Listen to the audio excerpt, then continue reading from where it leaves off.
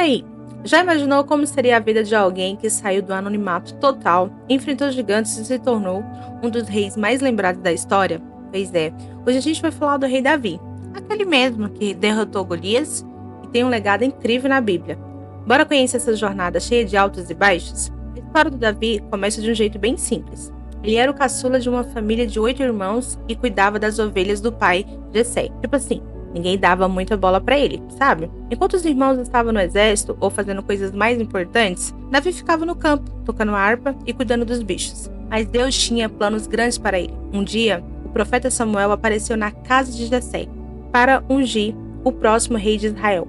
Quando Samuel viu os irmãos de Davi, pensou: com certeza é um desses caras aqui. Eles têm cara de rei. Só que Deus falou algo muito marcante. O Senhor, contudo, disse a Samuel: não considere a sua aparência nem sua altura, pois eu o rejeitei. O Senhor não vê como o homem vê a aparência, mas o Senhor vê o coração. Isso fica em 1 Samuel 16:13. E aí, adivinha? Davi foi escolhido. Isso mostra como Deus olha para o homem, não para a sua aparência, mas sim para o seu coração. Aliás, vale lembrar que uma das qualidades de Davi era a sua intimidade com Deus. Algo que ele já expressava nos Salmos. Por exemplo, no Salmo 23. Ele descreve Deus como um pastor que cuida dele e de todas as situações. O Senhor é meu pastor, nada me faltará. Essas palavras mostram bem o coração de alguém que confiava plenamente em Deus. O grande momento de Davi veio quando ele ainda era adolescente. O exército de Israel estava morrendo de medo de um gigante chamado Golias. E Davi, que tinha ido só levar comida para os irmãos, ficou indignado. Como assim? Esse cara tá zombando do povo de Deus e ninguém faz nada? Então ele decidiu enfrentar Golias, o que ele sabia usar: uma funda e umas pedras. Davi não usou armadura, espada ou nada grandioso. Ele confiou em Deus e foi com coragem. Antes de enfrentar Golias, ele disse algo que ficou marcado: você vem contra mim com espada, lança e dardo, mas eu vou contra você em nome do Senhor dos Exércitos. Encontrado em 1 Samuel 17:45. E o que aconteceu depois foi épico.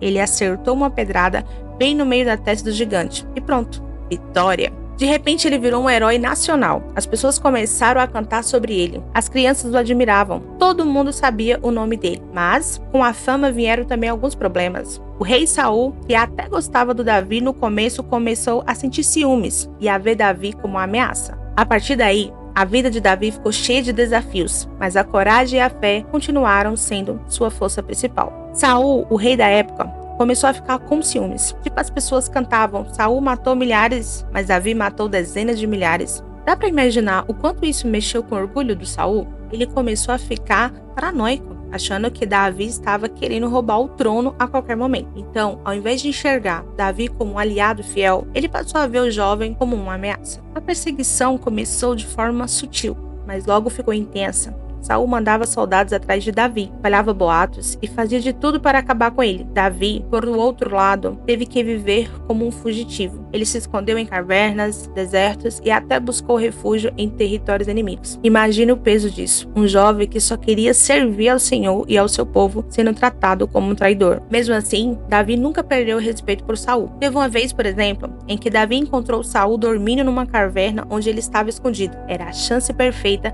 para acabar com o rei e talvez colocar um fim na perseguição. Mas, ao invés disso, Davi só cortou um pedaço do manto de Saul para mostrar que ele poderia ter tirado a vida do rei, mas escolheu não fazer. Quando Saul descobriu, ele ficou emocionado e até reconheceu a lealdade de Davi. Mas, infelizmente, isso não durou muito tempo. O que mais impressionava é a fé que Davi tinha nesse período tão difícil. Em vez de se revoltar, ele confiava que Deus estava no controle e que no tempo certo tudo ia se resolver. Confiança é algo que ele expressava nos Salmos, que escreveu quando fugia, como no Salmo 57, onde Davi diz: tenha misericórdia de mim, ó Deus, pois em ti a minha alma se refugia. À sombra das tuas asas me abrigo até que passem as calamidades. A história da fuga de Davi não é só sobre perseguição, mas sobre perseverança, fé e o compromisso de honrar a Deus acima de qualquer coisa. Ele sabia que a sua missão não era derrubar Saul, mas esperava pelo momento certo que Deus tinha planejado para ele. Agora imagine que você está no lugar de Davi, sendo perseguido injustamente por alguém que deveria ser seu líder e protetor. você tem a chance perfeita de acabar com essa perseguição e ainda assim escolhe agir com respeito e confiança em Deus. O que você faria nessa situação? Você teria coragem de esperar pelo tempo de Deus ou agiria por conta própria para resolver o problema? Mas depois da morte de Saul, Davi finalmente se tornou rei. Mas calma, isso não aconteceu do dia para a noite, não. Primeiro ele governou sobre a tribo de Judá por 7 anos, enquanto o restante de Israel ainda seguia outro líder. Isbosete, filho de Saul, foi o período de muita tensão e conflito entre as tribos, mas com o tempo Davi conseguiu unir todo Israel sob o seu comando. Ele não era só um líder militar, mas alguém que sabia como conquistar o respeito e o coração do povo. Um dos grandes marcos do início do reinado de Davi foi a escolha de Jerusalém como uma capital. Ele capturou a cidade, que antes era dos Jebuseus, e fez dela o centro político e espiritual do reino. Jerusalém não era apenas estrategicamente localizada, mas também simbolizava a unificação das tribos, um lugar que agora todos podem chamar de casa. E como se não bastasse, Davi decidiu trazer a Arca da Aliança para Jerusalém. A arca era o símbolo máximo da presença de Deus entre o povo, e Davi queria garantir que Deus estivesse no centro do reino dele. O transporte da arca foi um evento em tanto. E olha o que chamou a atenção mesmo foi a forma como que Davi celebrou. Ele dançou com toda alegria e na frente de todo mundo, vestido uma roupa simples, sem se importar com a aparência ou com o que as pessoas iam pensar. Isso foi um exemplo claro de como ele colocava a devoção acima da própria imagem. Algumas pessoas, como Micael, a esposa dele, e a filha de Saul, não curtiam muito essa atitude e achavam meio exagerado. Mas para Davi, a opinião dela ou de qualquer outra pessoa não importava. Ele estava feliz porque Deus estava sendo honrado. Esse início de reinado de Davi foi mesmo memorável. Ele mostrou que era um líder forte, mas também alguém com fé, sincera e transparente. E não tinha vergonha de demonstrar sua alegria em adorar a Deus. É um exemplo de como a liderança e espiritualidade podem andar juntos. Deus chama Davi de um homem segundo o seu coração. É algo muito especial. Davi não era perfeito, ele cometeu erros graves, como no caso de Batseba e Urias, que vamos falar mais à frente. Mas o que torna Davi tão diferente é o coração dele. Ele amava a Deus de verdade e com sinceridade. Quando errava, ele não fugia ou tentava justificar. Ele se arrependia de verdade, reconhecia seus erros e buscava o perdão de Deus. É só ler o Salmo 51 para entender o quanto ele se quebrantava diante do Senhor. Esse salmo diz assim: Tem misericórdia de mim, ó Deus, por teu amor, por tua grande compaixão, apaga as minhas transgressões. Lava-me de toda a minha culpa e purifica-me o meu pecado, pois eu mesma reconheço as minhas transgressões e o meu pecado sempre me persegue. Essa expressão, homem segundo o coração de Deus, aparece em 1 Samuel 13,14, quando Deus rejeita Saul como rei e diz que escolheu alguém com o coração alinhado ao dele. Também está em Atos 13:22, quando Paulo fala sobre como Davi tinha esse desejo de fazer a vontade de Deus. 1 Samuel 13,14 diz: Mas agora o teu reinado não permanecerá. O Senhor procurou um homem segundo o seu coração e o designou líder do seu povo, pois você não obedeceu aos mandamentos do Senhor. Já em Atos 13:22 fala: Depois de rejeitar Saul, Deus fez de Davi o rei deles. Deus testemunhou acerca dele. Encontrei Davi, filho de Jessé, um homem segundo o meu coração. Ele fará de tudo o que for da minha vontade. Mas olha só, nem tudo foi perfeito na vida dele.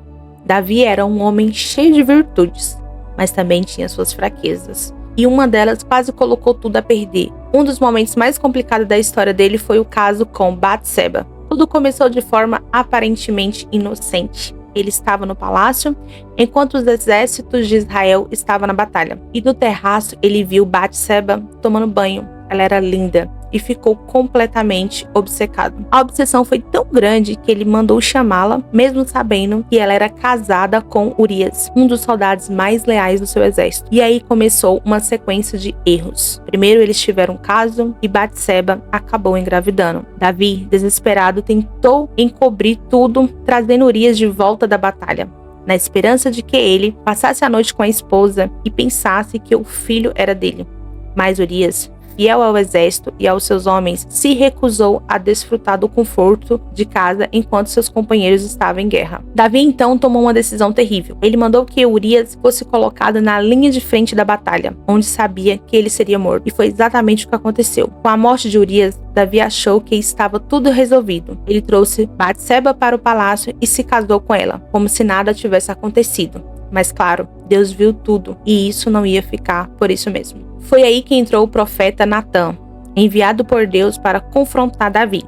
E Natã não chegou acusando diretamente não. Ele contou uma parábola sobre um homem rico que roubou a única ovelha de um homem pobre, apesar de ter muitas ovelhas próprias. Davi, ao ouvir a história, ficou indignado e disse que o homem rico merecia a morte. Então Natã foi direto e disse: esse homem é você. Naquele momento, Davi poderia ter feito o que muitos líderes fariam: negar, justificar ou até mesmo tentar silenciar Natã. Mas ele não fez nada disso. Ele reconheceu os erros, admitiu sua culpa e se arrependeu profundamente. Foi nesse contexto que ele escreveu o Salmo 51, um dos textos mais poderosos sobre arrependimento e perdão. Nele, Davi clama: cria em mim um coração puro, ó Deus, e renova dentro de mim um espírito inabalável. Salmo 51, 10. Esse episódio mostrou que, apesar de todos os erros, Davi ainda tinha um coração voltado para Deus.